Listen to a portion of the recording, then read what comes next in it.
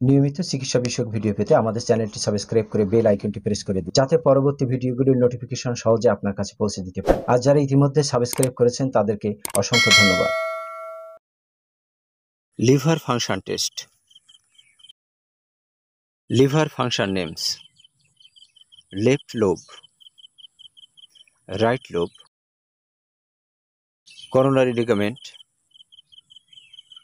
gallbladder. Liver function test কি? Liver function test হলো লিভারের একটি বিশেষ পরীক্ষা, যার মাধ্যমে লিভারের বিভিন্ন ফাংশনের সার্বিক পরিস্থিতি সম্পর্কে বিস্তারিত ধারণা পাওয়া যায়।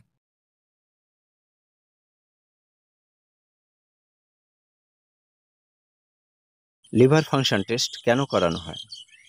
লিভার বা যকৃতের কোনো ধরনের অসুবিধা আছে কিনা সে সম্পর্কে বিস্তারিত ধারণা পেতে লিভার ফাংশন টেস্ট করানো হয়।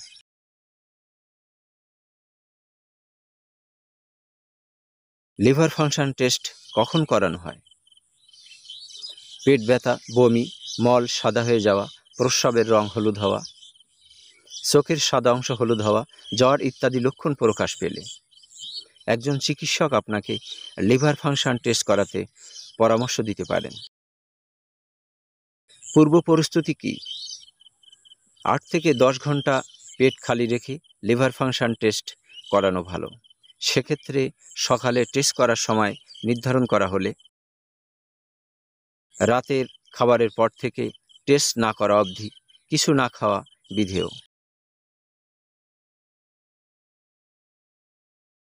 Liver function test report